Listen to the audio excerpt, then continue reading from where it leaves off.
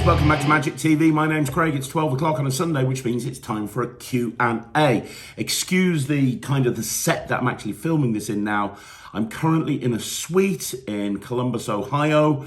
I'm filming this week for Penguin Magic. I just did my Penguin Live yesterday, and I didn't want to not have a Q&A. Before I went away to the States, I filmed like over 100 videos to cover absolutely everything. But the problem is you can't really film the Q&A ahead of time because it's based on the questions that were asked the previous week. So I'm filming the Q&A here from the States. So I'm sorry that I'm not in my usual studio. But there's been some amazing questions this week. Again, please don't forget, if you've got a question, you just got to leave them in the comments down below in this video, and I will answer them. I normally record the Q&As on a Wednesday or a Tuesday, normally a Wednesday, so make sure you get your questions in before Tuesday evening to be safe. Anyway, without further ado, I've got to shoot off to the P3 Magic Studio soon to do some more filming, so I'm going to get straight into this week's questions. Let's go with it. So the first question is from Ollie Bennett. Hey Ollie, how you doing? And Ollie says, I've got a question for you. Will you be doing a review show special on Vanishing Ink Masterclasses and Penguin Lives? You know what? That's a question that comes up quite a lot, Ollie. And the answer is, I'm not too sure, because it would take so much time to review all of the Penguin Lives and all of the masterclasses. And, you know, I think they're all generally good. I mean, having worked with Penguin now here for a week, and seeing how they do things, they don't really, they've got so many people that are wanting to do Penguin Lives that they can pick the best of the best. You know, there's not going to be somebody who comes along who isn't very good. So I think all of them you can get value out of. However, and it's the same with Vanishing Ink, by the way. I mean, Josh and Andy have the who's who there, you know, as part of the master classes. So they're both, you know, very high end. What I was thinking of doing though, and I want to know what you guys think. I was thinking about doing a weekly show, which will probably only about 15 minutes long. And what I do is every single week, and if I do it, it's going to be on like a Wednesday evening. And every single week, I pick a trick from a previous Penguin Live or a previous masterclass, or maybe even a previous Alakazam Academy. And I pick a trick that everybody has forgotten about. Maybe it was an academy or the Penguin Live that came out like 4 or 5 years ago and everyone's forgot it because we're always buying all the latest, newest things. And I perform a trick from that Penguin Live. I talk about why it's so good, and then I provide a link to that Penguin Live or that masterclass or that academy. I think that'd be really good, because the whole thing about this channel is it's all about kind of showing you that there's lots of tricks out there that you might not know. So rather than doing just another review, I think it would be a good idea to do a weekly kind of forgotten gems or something like that, where I highlight something that I think is really good that maybe people have forgotten about from previous Penguin Lives. That's where I'm kind of leaning towards. I think it would be a really good idea. I had the idea while I was over in the States speaking to Sean Dunn and Eric Tate, but I would love to know what you guys think. Would that be a good thing to do? If every week I kind of present to you and perform for you a trick from a masterclass or a Penguin Live or an academy, and I go, wait, this is where you can get it from. I think that'd be a really cool thing, but let me know in the comments down below what you think. Okay, so the next question is from King OK, and King says, hi Craig, love seeing your lecture and taking a picture with you and Ryland. Thanks, man. Ryland was awesome in the first gala show, handled it very well, I thought so. What's your favorite part of being a YouTuber? And what's your favorite part of being a magician? Wow, you know what? Genuinely, I've never actually even considered myself a YouTuber, ever. Like the first time, this is the very first time that anybody has even like referred to me as a YouTuber. Kind of fell into this whole thing by accident, but I'm suppose I am. I never thought of it that way, but I suppose I am a YouTuber. My favorite part of being a YouTuber, genuinely, is having an outlet to be able to kind of give back to the community. And I know that sounds really cheesy, but it's true. When I put the YouTube channel together, I wanted to put together a channel that was different to everything else out there. It's why we don't do tutorials. There's a million channels doing tutorials that could probably do a better job than me. If you want a tutorial on something, there's a billion YouTube channels, but there's not many YouTube channels that provide content on the stuff that I think that matters. dealing with hecklers, approaching audiences, managing a close-up set, and all the things that you see on Magic TV are all the things that I wanted to have in a YouTube channel, if a YouTube channel like this existed when I got into Magic. So I love, people talk about on the 5x5s, I do the live performances and I do a commentary track over the top. I would love to see more magicians doing that because I think that's a great way to learn. It's a great way to get into the head of the person that's doing the commentary. The review show revisited. I love that concept. I love the idea of reviewing a trick, but then going back to it and then saying, well, you know what? Does that still hold up? Let's perform it in the real world and see. So my favorite part of being a YouTuber is just having an outlet of where I can take all of this information in my head that I think is valuable and pass it on to people. And I know that it's impossible to watch everything on Magic TV. You can't watch everything. You can't physically watch everything on Magic TV. But I like the idea that different people say different things are their favorite things. Some people like the reviews, some people like the interviews, whatever it may be. That's I think is my favorite part of being a YouTuber. And also seeing the really nice comments. I hate haters, I really do. I hate the comments that I get that aren't very nice, but they're few and far between. What I love is when I meet people or I speak to people and they talk about how much they enjoy the channel and how much they enjoy what I'm putting on the channel. That means the world to me, it really does, because it's really hard work doing all of the videos a week that I do, like really hard work. And especially when I'm going away like I have been this week and I have to like batch a load of videos, it's really hard work. But it makes it all worthwhile when I speak to people and they say, oh man, I absolutely love this or I absolutely love that. So yeah, that's that, to be honest. I mean, that's my favorite thing about being a YouTuber. My favorite thing about being a magician is I just love magic, right? I love every aspect about magic. I love performing. I love creating. I love practicing. Like genuinely, I'm practicing 24/7.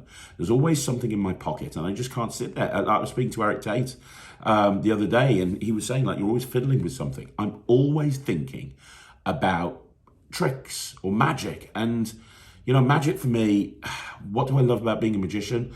I love that it gives me something that keeps my mind busy. I don't like just sitting there doing nothing. I've never been that sort of person. I've always kind of kept myself really busy. And magic allows me to constantly be thinking about stuff and create. I like creating magic.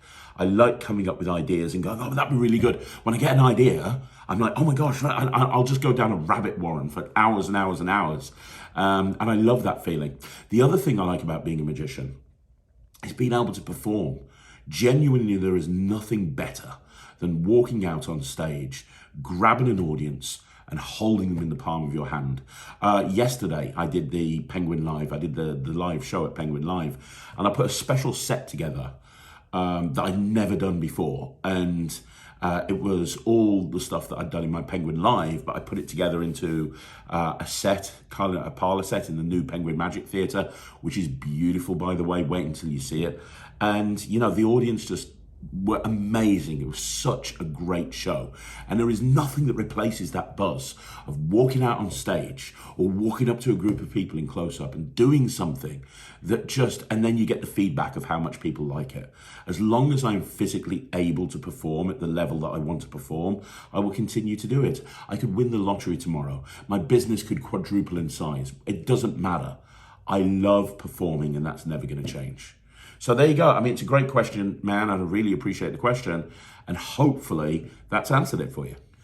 So the next question is from Lee Milne Magician. And Lee says, hey, Craig, great fun at the convention. Nice to meet you. Likewise, buddy. My question is, are you aiming to release something with every single magic company? You're racking them up. Maybe not E, though. I don't know if, I don't know is the answer.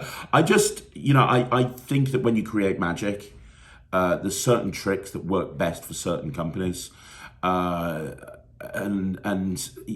I don't know what it is, but there are certain tricks that work best with certain companies. There's certain things and I look at it and I go, man, that has got Alakazam written all over it. There's certain things and I look at it and I go, you know what, that's a 1914 product. There's certain stuff and I'm like, okay, I need somebody like a Murphy's to do this. The stuff that I've filmed at Penguin, have been very Penguin. And you'll see that when they come out. But, the companies I've worked with are Penguin, Alakazam, Murphy's, and the 1914. So 4 companies, really. I'm doing something with Vulpine, with Adam Wilber, and I'm doing something with Perseus at Orion. So there's another 2 companies. I chatted to Andy Gladwin and Vanishing Inc. and Josh at Blackpool about maybe doing something down the line, possibly. So maybe I'll end up working for all companies. And I love, one thing I've discovered from working with all these different companies is that they all work very, very differently, but they all are really passionate about Magic. There's not one company that I've worked for that isn't passionate about the product. And that really kind of fills me with joy as a Magic reviewer. I know that sometimes, I've ragged on a few things that Vanishing Inc. have brought out in the past, and Alakazam, and Penguin, and Murphy's. And I was sitting down with the guys from Penguin the other day, and I was listing off a couple of tricks from Penguin that I absolutely hated. But I believe that every single company that at least I've worked with, at least from the experience I've had, they genuinely care about bringing out the best possible product. And I think I can see that because a lot of the stuff that comes out that I don't like or Ryland doesn't like, a lot of the time it's through smaller production companies or independently created and stuff like that. I think that the bigger companies, I think that they've definitely got their head screwed on. And I know that, they get so many submissions, then they knock back like 95% of them. So I think Magic's in a safe place. But in answer to your question, why not? I'm going to try and work with every single Magic company out there. If you're a Magic company and you want to work with me, give me a call. Okay, so the next question is from Mago Antonio, and Mago says, "Hey Craig, have a question for your next Q&A. First, thanks for your help with my previous question. You're more than welcome. I'd like to know how to print or produce my own jumbo playing cards for a couple of routines I'd like to try out." Okay, you can produce your own playing cards. Well, I don't really get involved in that side of things much, but I know that the best company out there to do that is Print by Magic, which is fantastic. So James Anthony is the guy that runs that. And I did an interview on Talk Magic with James Anthony, and he talked about Print by Magic. Now, I know he custom prints playing cards. I don't know if he does jumbo playing cards, but I wouldn't be surprised because he does pretty much everything. What I would suggest you do is reach out to James Anthony. I know a lot of the big producers, when they've got an idea for a gaff deck, for example, they'll create the artwork and they'll have James print like 1 or 2 of them out so they can try them out and they can work them in. And then when they've got it to where they want it, then they'll go to somewhere like Bicycle or something like that. So James is really good and has a lot of experience of printing on playing cards. The other people that I would speak to is Card Shark. I know Card Shark do limited runs and they might even do one-off decks. So, Christian at Card Shark is a really nice guy. He's been around the industry an awful lot. Card Shark are the people that are responsible for the Phoenix-backed playing cards and the double-deckers and that sort of thing. And Card Shark are just really professional as well. So you could try reaching out to Card Shark. So those are the 2, Card Shark and Print by Magic. Try both of those. They're probably your best bet. Okay, so the next question is from Chris James Magic. How you doing, Chris? I hope you're well, man. What does it feel like being number effing 1 on the top inventors list on Penguin, above names like Giobi, Regal, Daryl, Max Maven, Tommy Wonder, and so much more? Well deserved. Congratulations. You know what? I saw that last night, and you know when I saw it, I was backstage. It was about half an hour before my Penguin Live, and the people were coming in to the Penguin Live into the theatre, and I was backstage, and I was talking to Sean Dunn and Nick Poper. And Nick Poper, by the way, I want to do an interview with him soon. He is incredible. Didn't really know him before this trip. He is incredible. Keep an eye out for Nick Poper because he is going places. Man, that guy's good. But anyway, I digress. What was I talking about? Yeah, so I saw it backstage. I was on my phone and I went on to Penguin Magic. And I saw it and I showed Sean Dunn. I was like, look at this, I'm the number 1 inventor. And he's like, man, you haven't even got any stuff coming out with us yet and you're the number 1 inventor. It's just incredible. Like, this whole thing is incredible. Like, you've got no idea. 2 years ago, I wasn't even in the Magic community. Magic TV wasn't even a thing. Like a year and a half ago, almost just over a year ago, Magic TV wasn't really a thing. And then to think that now, you know, this YouTube channel is watched by so many people and #1 on the inventors list on Penguin, and you know, winning the Alakazam Creator of the Year and all of these accolades. It's and Magic Orthodoxies awards. It's just mind-blowing. It's absolutely mind-blowing. I never thought this would happen. I thought that I was done with the Magic community. I thought I was, you know, kind of going down a particular path, and I guess you never know where things are going to go. So I'm blown away, Chris. Absolutely blown away. Like, genuinely. Takes a lot to make me speechless, but that sort of thing, when I see things like that, it really makes me speechless. Okay, so this is a long one, so I'm going to paraphrase, because this would take about 5 minutes to read this question. And it's less of a question and more of an idea, but I wanted to address it to you guys because I think it's a really good idea, and I'd like to know what you think. It's from Jeff Pierce, and Jeff says, "Hey Craig, love all the videos, especially the Magic reviews. Before YouTube, one had to subscribe to Magic publications to read a review of a Magic product for sale, had to rely on the product's advertising to get an idea of the effect. Now with videos of magical effects being part of the advancing advertising media, and your criticism of Magic products you review, it's so much better." Hang on, I'm paraphrasing.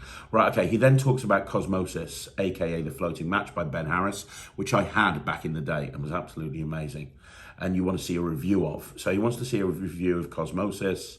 He talks about Cosmosis and the advertising copy. I believe there's some disgruntled magicians who bought this trick and felt they were deceived by the advertising. Considering the honesty demanded by Luke Dancy and his unfair criticisms regarding your recent release of the Quantum Deck and the lengths you've gone to explain the examinability by the audience, would you do a retro review of Cosmosis and perhaps include the thoughts of other magicians and dealers? Perhaps retro reviews can become a new genre of video for your channel. I think that's a really good idea. I want to know what you guys think. Would you like me to do retro reviews where I take like tricks from like 20 or 30 years ago, that you can still get? Because what would be the point of doing it if you couldn't get them anymore? It'd just frustrate you if I go, oh my God, this trick's amazing, and no one does it because it's 30 years old. You can't buy it. I think that would be really mean.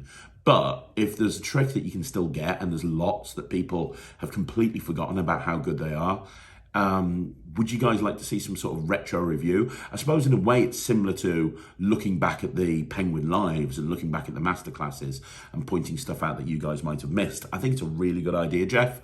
I want to know what you guys think. Could you let me know in the comments down below? Is that something that you would like to see me do? Okay, so the next question is from Adrian Suter. Hey, Adrian. And the question is, I like your fast speaking performance style. And I won't surprise you that I also like Sean Farquhar and Morgan and West. Is there a role model for this performance style? I didn't realize that I had a fast-speaking performance style, so I was thinking about it. I do. I didn't really model it on one performer or another performer. It just kind of developed over time. If you look back at my early videos, if you look back at the stuff that I did like way back, like look at the demo for stuff like Flipped Out and Attacking the Bag and things like that. I'm a very different performer now than I was back then, because when I was releasing those videos, I'd really just done close-up magic and I'd just done kid shows. And now what you see is you see the Craig Petty, who's had a lot of experience performing on stage. And I genuinely think that the best thing that you can do if you want to be an awesome close-up magician is learn how to perform on stage. Even if your goal isn't to become a stage magician, even if your goal is to just be just be a close-up magician, and there's nothing wrong with that, being able to perform on stage really teaches you things that you can't learn as a close-up magician. So for sure, performing on stage has helped me. And I think I've grown as a performer. I think that, you know what, I think there was an old product of mine from many, many years ago. And Jeff, I can't remember who it was. I think it was Jeff Pierce or something. I can't remember, but somebody reviewed it. And I think it was on mylovelyassistant.com or something. I'm going back about 12 years. And he said, Craig does put and take magic with his patter. In other words, it's like, hey, I'm going to take this and I'm going to put it there. Then I'm going to do this, and now I'm going to take this and put it here. And I read that and I was like, man, you know what? I went back and watched my videos and I was like, you know what? You're right. I'm doing put and take magic. And I think that one thing that we need to do as performers is we need to try and constantly develop and constantly grow. And it was kind of around about that time that I was like, I don't want to be that guy. So that's when I started to really focus on presentation, which was around about the same time that I went on stage and I started performing on stage and I started to develop a character for myself. And I think subconsciously I was probably inspired by Jay Sankey and Greg Wilson because I love those styles of magic.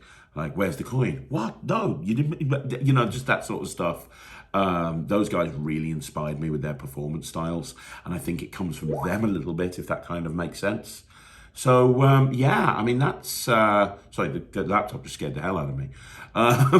So there you go. That's probably the answer. There's no role model really. I think it's just finding out the type of performance that you want to do, the type of performer that you want to be, and making sure that you really focus on developing that style. There's nothing wrong with kind of a Michael and Mars style approach to performing or a David Roth style approach to performing, as long as it fits with your character. My character is, I can stand there and I can monologue about anything really. So it makes sense that I'm kind of that fast talking style of character. But there's not really a role model, but I think probably Greg Wilson and Jay Sankey had something to do with that subconsciously. Okay, so the next question is Junior Rodriguez, and Junior says, I love the channel, thank you very much. You and your team are amazing, appreciate it. My question is, I have seen subscriptions offered teaching close-up magic, but is there anything out there for a children's performer? I don't think there is, to be honest. I don't think there is. No, I don't think there is. That's a really good question. Maybe somebody needs to do that. I mean, I run a company called Nonstop Kids Entertainment, and anybody who works in Nonstop Kids Entertainment, they have access to a training website, which is ridiculously in-depth. There's like live performances, there's breakdowns of routines and effects and presentational ideas, there's hundreds of videos on there, and we're constantly updating it and adding more. But the only way you can get access to that is by being a part of Nonstop Kids Entertainment. So that's not really a commercially available thing, but maybe there should be something out there. Maybe somebody should put something together that's like a subscription-based model for children's entertainers, because I think there's a lot of people out there, more so than ever before. I'm speaking to a lot of close-up magicians, at least here in the UK, that want to add kids entertainment to their packages. They want to kind of be able to offer that. So they're currently kind of trying to figure out how to do a kids show. So maybe if there's enough interest, maybe somebody should do something like that, because I think it would probably be a really good idea. Okay, so we've got another question now from Agent Suter. Before I get to my question, let me state this. Whoever says negative things about Ryland and his performances obviously is clueless about kids. I'm sure I speak to a lot of regular viewers of Magic TV when I tell you that the progress Ryland has made over the last few months is amazing. Now let's come to my question. How can a hobbyist, and by the way, thank you for that, I completely agree. How can a hobbyist get more performance opportunities? I'm thinking of offering free shows for neighborhood associations, churches and the like. Have you got any more ideas? Well, yeah, I mean, you're doing the right thing by offering free shows. If you want to get performance experience, and this is the thing, a lot of magicians, new people that come into magic, they kind of go, well, I'm going to start charging immediately. I met somebody at Blackpool who had been doing magic for a month and a half, and he showed me his business cards and he said, yeah, how do I get more work? I'm like, well, how many gigs have you done? And he's like, none. I'm like, how much do you charge? And he told me, I'm like, dude, how can you charge that much when you've never actually done a gig? The thing is, I think that there's nothing wrong with getting performance experience. I really don't. I think it's a good thing to do. So where can you get performance experience for free? Well, first of all, if you contact charities, normally charities put on annual balls every year. Contact charities, especially charities that you believe in. So there's lots of charities that I really resonate with. My dad had cancer, and so cancer charities are something that's really big for me. For example, contact some charities and saying, hey, have you got a annual dinner, or have you got a fundraising event? I'd like to come along and offer my services for free. Would that be okay? And you know what? If you do that, one thing I'd suggest is I'd say to them, no, I'll do it for free, completely free of charge, but can I bring somebody to video some of my performances? Would that be okay? And what I would do, and they'll always say yes, they won't have a problem with that. and bring somebody, even if it's just somebody with an iPhone, to film you. And the reason that's important is A, it gives you footage which could be useful later on if you want to do this professionally. But two, and more importantly, there's nothing better when you're trying to grow and develop as a performer. There's nothing better than looking back at performances. You think that you've absolutely rocked it, and you look back and you go, well, actually, this is wrong, I flashed that there, I don't think anyone saw, that presentation wasn't very good. So, it's great to have performance experience, but it's the same thing about practice. If you practice is great, and practice will make you better. But if you practice doing it wrong, all you're going to do is you're going to get really good at doing it wrong. I met somebody who had spent hours practicing the worst double lift in the world, and he just got really good at a terrible double lift, right? Well, it's the same thing with performance experience. Yes, when you go out and you go and do shows and you go and do performances, you're going to get better naturally. But you should always try and improve on each performance, and videoing that is really important. So go out and speak to charities, go out to old people's homes or retirement villages or somewhere like that, and ask them if you can perform there for free. They're always looking for people to come in and perform for the residents. Also, you could go to a restaurant, pick a nice family restaurant and say, look, and just be honest with them. Ring up and ask for the manager and say, look, I'm a magician. I've not been doing it that long. I'm really good, but I want more experience. Can I come along and work in your restaurant for free? I'd like to, I won't charge you. Normally restaurant magicians charge X amount. I'd like to do it for free. Would that be okay? And most of them will say yes. You might have to go in and show them something because they're not going to want somebody going in that's terrible. But that's great because then you've got a lot of tables that you can go and get at. Is there anything else? That's probably around about it. The most important one, open mic nights. Go and find some open mic nights and go and perform on some open mic nights.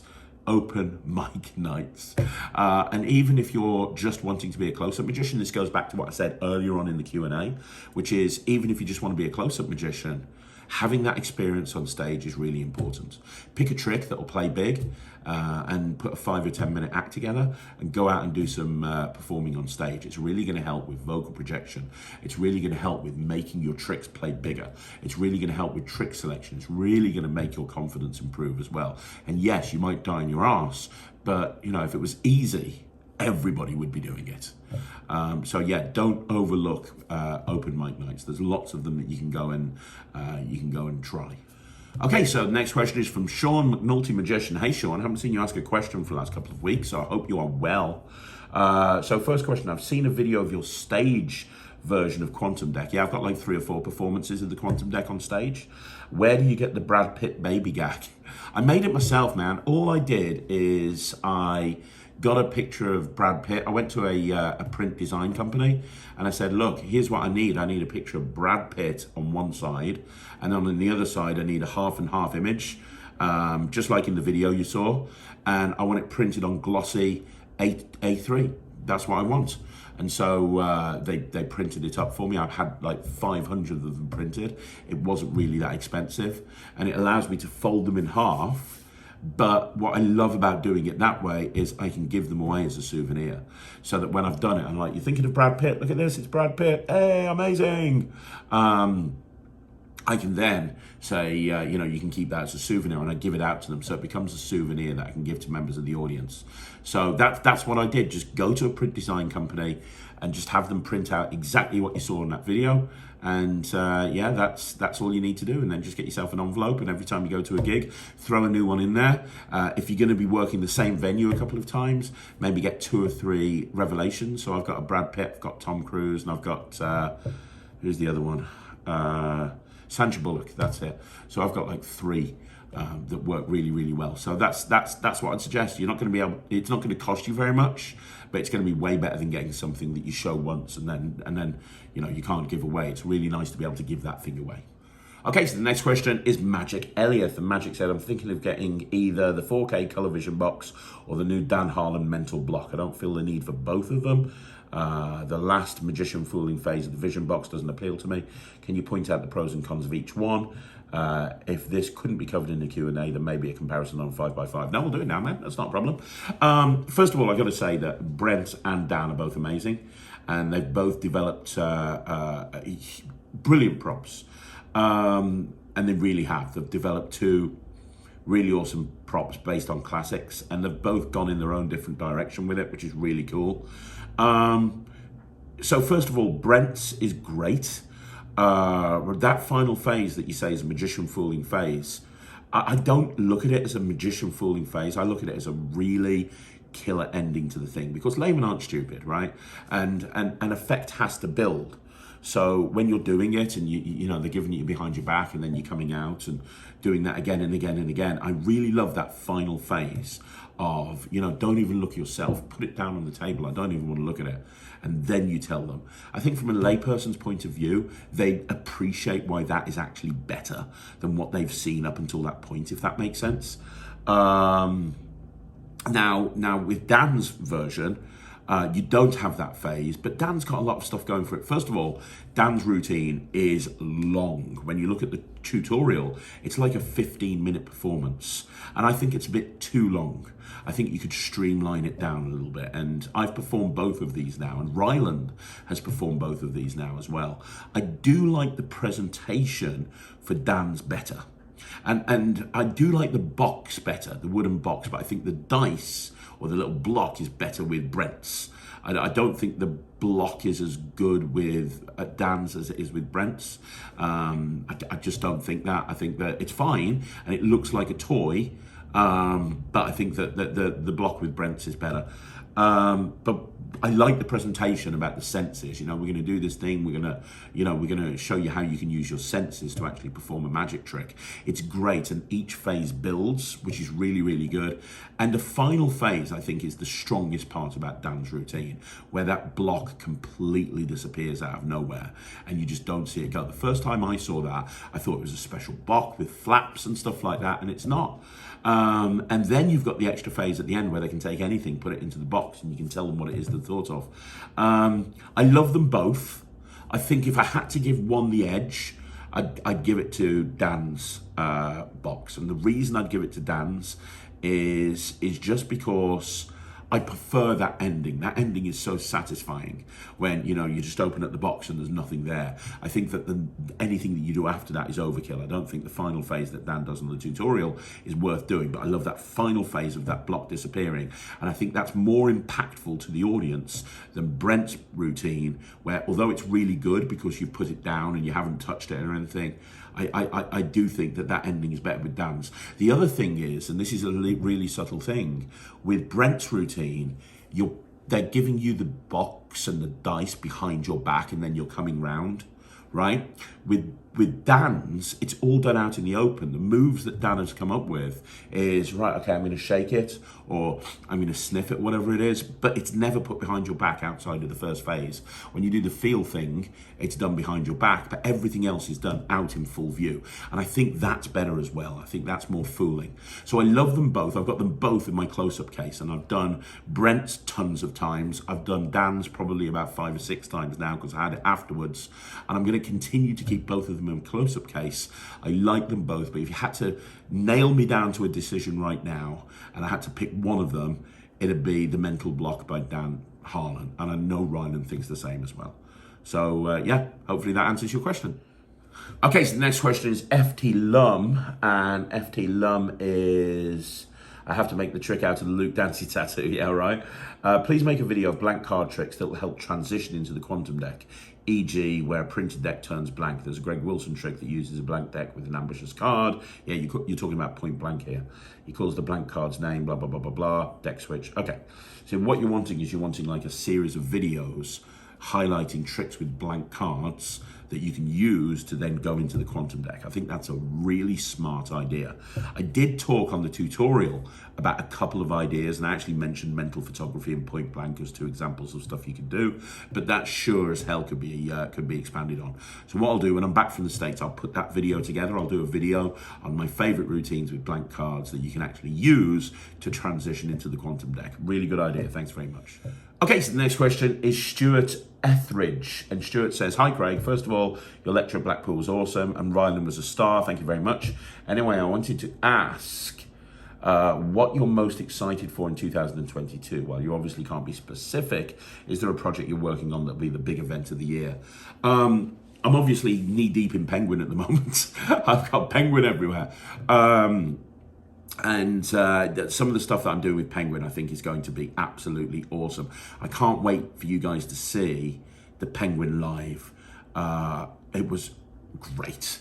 It was great. It's probably the best lecture I've ever done, in my opinion. I put so much time and effort and thought into it. And the fact that you get to see live performances of all the tricks are awesome as well. So the Penguin Live, I'm really excited about. There's some really exciting projects coming out through Penguin. Obviously, I've been promoting Keymaster. The Keymaster tutorial I've already filmed. We went and got live performances of some of the routines and bars. It is almost 3 hours long. It is no longer a one-trick pony. It is 12 routines that absolutely kill.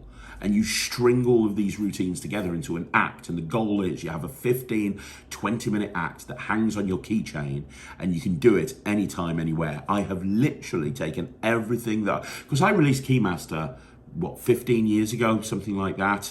And Keymaster Chrome has nothing to do with me. I didn't have anything to do with that project. I didn't even know it had come out until it had come out. So I had no involvement in Keymaster Chrome at all. Obviously, because I had no involvement in it, none of my ideas were put onto the project, even though I had been because the thing is, I've been working with Keymaster for the last 15 years since releasing it. And I've had other ideas and other concepts and other stuff that I've been working in gigs that is just killer. And now this is the final word on Keymaster, in my opinion, because it's now, like I say, no longer just a trick. It's an act. You can literally go to a gig with a set of keys and do a 15-minute act that's just amazing. I can't wait for people to see Keymaster.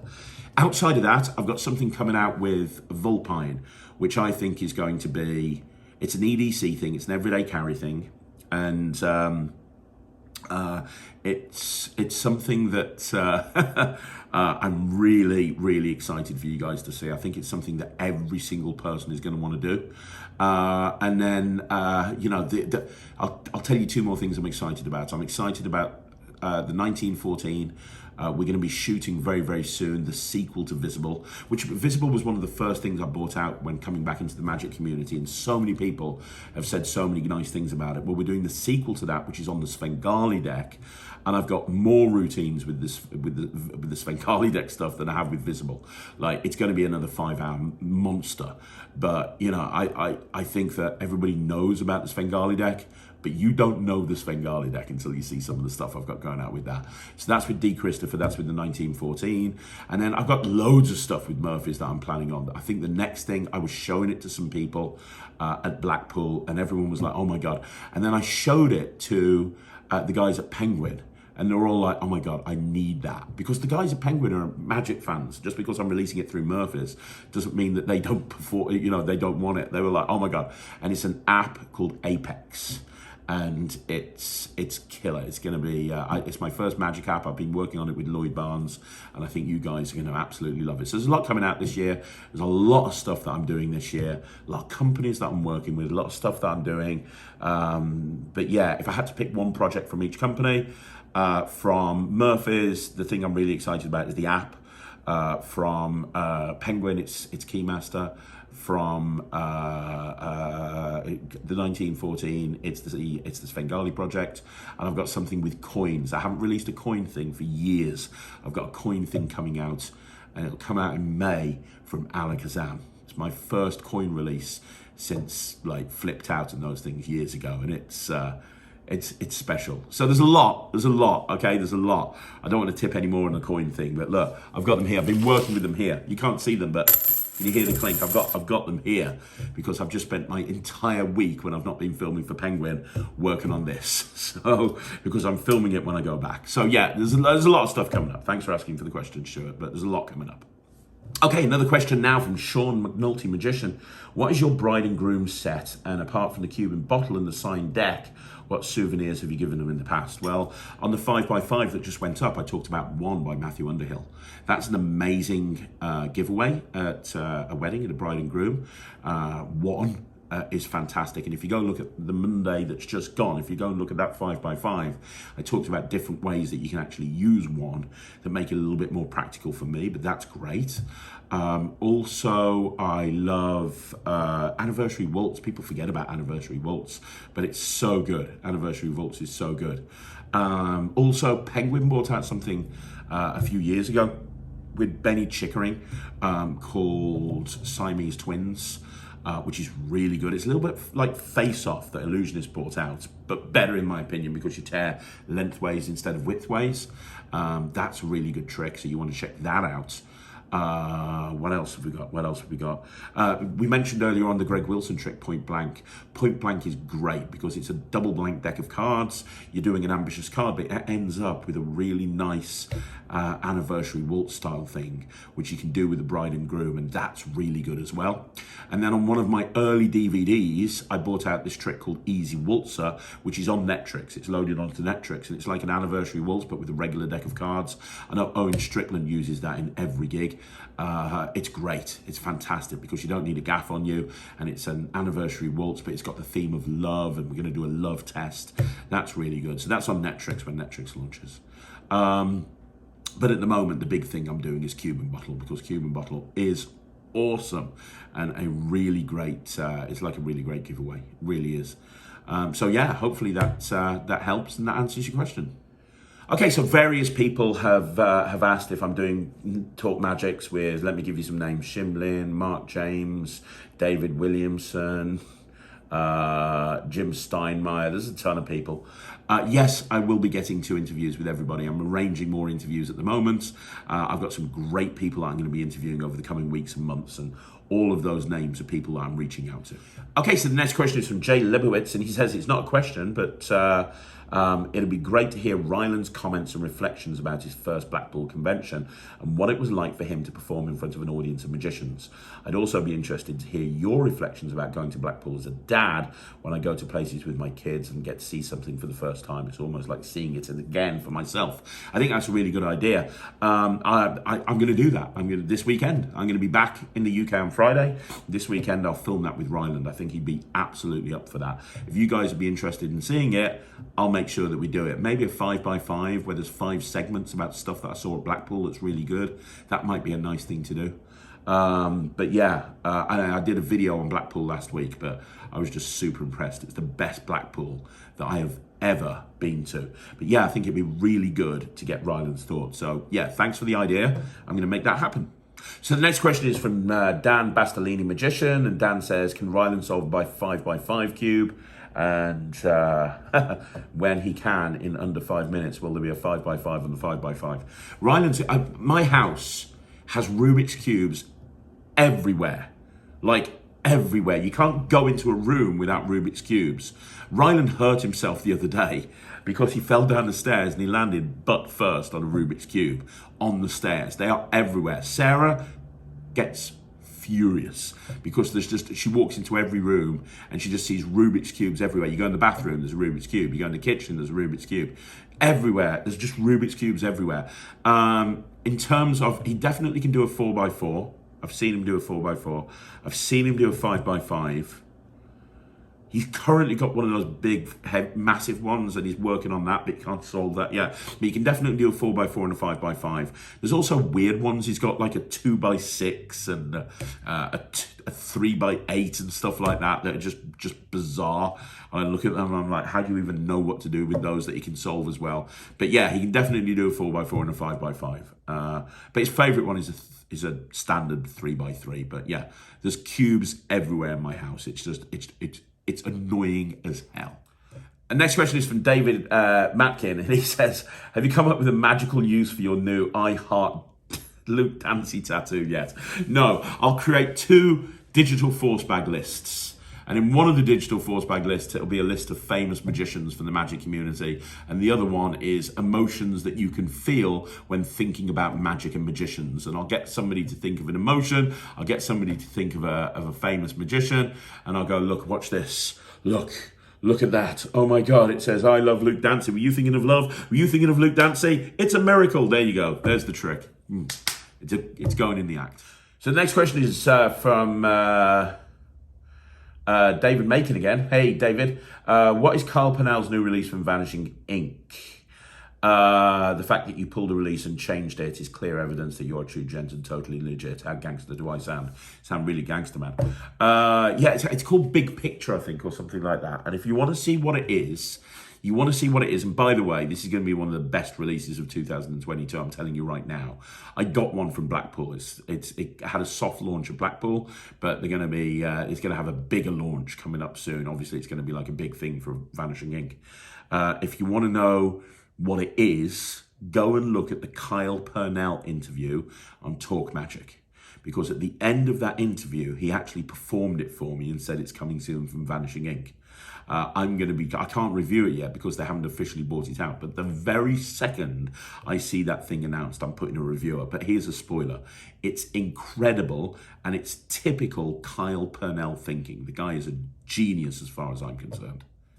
The next question is from Chris James Magic. Again, hey Chris. And Chris says, any chance of a Craig Petty book? You know what? I'm considering it. I'd like to actually write a book. I just worry, would enough people want to read it? Like, that's the thing. I'm speaking to Perseus at Orion at the moment about it. And, you know, Phil Shaw talked to me about it at Blackpool. I would love to write a book. It's going to be a big commitment because I wouldn't want to ghostwrite it. I'd want to write it myself and I'd want to make sure it was right. And I wouldn't want to do multiple books. I'd want it to be one book. So, but yeah, I would. I'd really like to do a book, to be honest. It's something that I'm kind of in soft talks with, trying to figure out the best way to do it. But I'd need to dedicate a lot of time to it. So if a book does happen, it's probably going to be like 2 or 3 years' time. Because I wouldn't want to just make it a book of tricks. I'd want to make it a book of advice and stories and, you know, like stuff that you can learn based on stuff that I've done in my life. I think that, you know, that's where the true value would be. But I mean, let me know. Would you like to see a book? And if you would, what would you like to see in it? Okay, so the next question is from Nick Adcock. And Nick says, can we have a tutorial for the cheek-to-cheek you did at Blackpool? Cheers. Well, I don't do tutorials, I'm afraid. But I have a project coming out at some point soon-ish with Alakazam. And it's one of my big in-depth things, you know, where I look at a thing and I come up with unique ideas to do with it. And there's one coming out soon. It's already been filmed on the cheek-to-cheek deck. But the reason it's not out yet is it's a modified cheek-to-cheek deck. So what I mean by that, do you remember when I brought out the Beyond Stebbins project and it was a Beyond Stebbins deck, but there was something extra to it which made tricks possible that you couldn't normally do with the normal Stebbins project? That's what you have here with the cheek-to-cheek deck, because there's certain problems that are inherent with a cheek-to-cheek deck. And the cheek-to-cheek deck that you will receive in the project I'm doing through Alakazam solves all of those problems. Like, I'm so excited about this. So they're just trying to get those decks produced. We've filmed the tutorial, but they're trying to get the decks produced. Okay, so David Munns has asked a few questions. The one is, are you going to do a Talk Magic interview with Jim Steinmeier? And the answer is yes. I'm trying to organise that in a moment. Has Ryland read Hiding the Elephant? He's got it. I think he's started reading it. And then you've got this. Is there anything new to do with a light-up thumb tip? The best thing that I ever saw with a light-up thumb tip was on G's Penguin Live. G is an incredible magician, one of my favourite magicians, and that's one of my favourite Penguin Lives of all time. And he's got an amazing trick with a light-up thumb tip, right? And it needs to be a high-powered one. And what he does, and you should go check out his Penguin Live because it's brilliant. But what he does is he takes a napkin, right? And he takes a Sharpie, and as long as you've got the light up thumb tip with you, it's kind of impromptu. He borrows a napkin, he borrows a Sharpie, and he draws a light bulb on this napkin. And then he just holds the napkin like this with the thumb tip behind it, and he just concentrates, and he tells this story about how he saw a magician when he was younger, and they lit up a light bulb by magic just by holding onto it. And, you know, obviously I don't have a light bulb here, but I do have a drawing. And as he concentrates, the light bulb looks like it lights up. And obviously he's just activating the thumb tip. But it looks incredible, like incredible. It looks like you've just taken a napkin, drawn a light bulb on it, and then it lights up. And then he just goes, and the light goes off, and he just gives them that thing. It is so good. If you want a good trick with a light up thumb tip, that's the best one I've ever seen. And if you haven't, you need to go check out G's Penguin Live because it's awesome. Okay, the next question is also off David Munns, and he said, what's your favorite card force? I got a few. I'm very partial to the dribble force and the riffle force. You'll see me do those an awful lot. I also like a spread cull. Christian Grace has got this really nice thing called a Hofsinger Holt handout, which is his variation on the spread cull. And somebody touches a card and you just give them the cards and they force themselves. It's really good. There's the spread force, touch force. Gary Allet's touch force is great. I love Gary Allet's touch force. In the right situation, I think that the crosscut force is brilliant, and Ben Earl has got some amazing work on the crosscut force. I think that a lot of magicians, they underestimate how good a crosscut force can be, but it is absolutely incredible. So I'd also recommend the crosscut force. Okay, so the next question is from Ollie Bennett again, and Ollie says, as a member of the Young Magicians Club, I think it would be awesome to have Ryland in the YMC. I agree, he's too young, they won't let him. He could probably do a cube lecture there already. Yeah, I think he could. By the way, it was awesome to meet you at London with the Young Magicians Club. Man, it was amazing. I've said it before, and I'll say it again. I'm a huge fan of working with younger magicians. I had a blast when I was hanging out with you, Ollie, and everyone else at the YMC. And look, if the YMC ever need me to come in and run a session or do a lecture or a workshop or anything like that, you get whoever's in charge of stuff over there to contact me and I will make it happen. I will move hell and high water to help you guys. So just know that, okay? I'm a big fan of you and the rest of the guys at the YMC because you guys are the future of magic.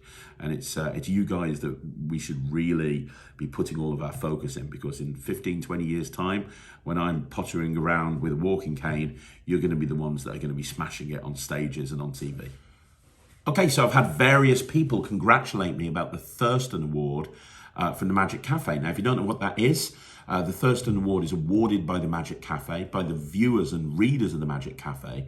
They award various awards. There's a Houdini Award, I think, and the Thurston Award. The Houdini Award is for the best trick of 2021, while the Thurston Award is for the person that's given the most value back to the magic community. And as voted for by the Magic Cafe, I got the Thurston Award, and I'm so happy and excited and proud to get that.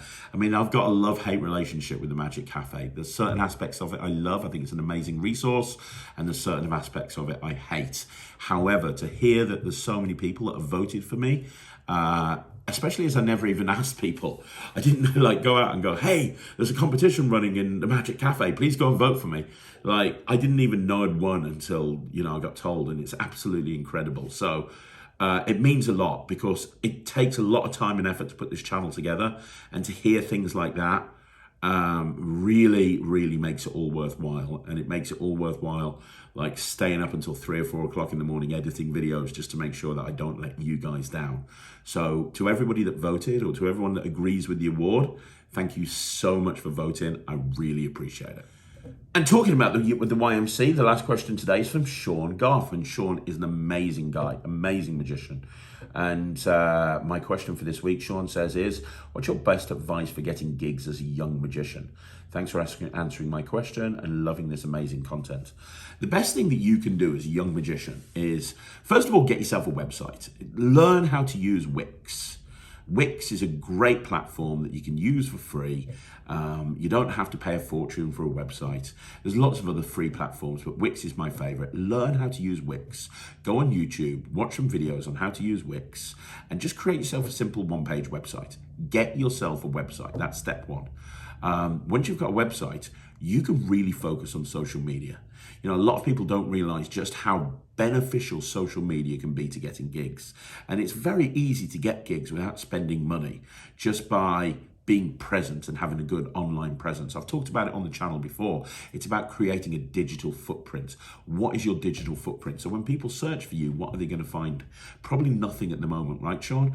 But look, this isn't going to cost you hardly anything. You can create a website on Wix for free. You can create it all for free, and then when you want to publish it and you want to link it to a domain name, it's probably going to cost you 80 or 100 pounds. But you can learn how to do it, and you can do everything for free, and all of the social media stuff is free as well. You will get more benefit from doing all of that than you will from buying the latest magic trick. I guarantee it. So yeah, that's what I can say about that, to be perfectly honest. What I would advise you to do is make yourself a little one-page website, and if you haven't already, create social media for everything. Instagram, TikTok, YouTube, and Facebook. Get yourself those socials set up and just post and just create videos and just show the world how good you are. I've met you. I know how good you are as a magician. I know you're fantastic, but you now need to share that with the world. And the way to share it with the world is, set up a camera, start filming stuff, stick it online. Before you know it, you're going to be on people's radars, and you're going to be way further ahead than you would be if you waited until you finish school or something like that. So learn the skills now. Ryland can video edit. Ryland has learned how to edit videos. So when he goes on, does all of the videos that go on YouTube, not all of them, but some of the videos, he's edited himself, and he's created all the graphics and edited them all himself. And as I say, not all of them, but a percentage of them. And these are skills that are important to learn. If you want to be a professional magician, or you want to get your name out there as a magician, the best thing to do is now. Now is the time to learn these skills. Learn how to video edit, learn how to create a basic website. I guarantee you that these are skills that are going to help you when you come to becoming a professional magician, if that's what you want to do, way more than mastering the perfect double lift. So there you go, guys. That's another Q&A in the bag. Thank you so much for joining me once again here on a Sunday afternoon. By the time you watch this, I'm back in the UK. But as I say, I'm currently here in America. I'm leaving in a couple of minutes to go to the P3 Magic Theatre to do another day's filming. But guys, I want to say thank you very much for supporting me. Thank you for all of the kind words that you've said. I really appreciate it. It absolutely means the world to me. If you want to see more videos like this, like the video, subscribe to the channel, leave a comment down below, and I will be back again tomorrow with 3 videos, one at 2 o'clock, one at 6 o'clock, and one at 9 o'clock. I'll see you again. Thanks very much for watching. My name's Craig from Magic TV.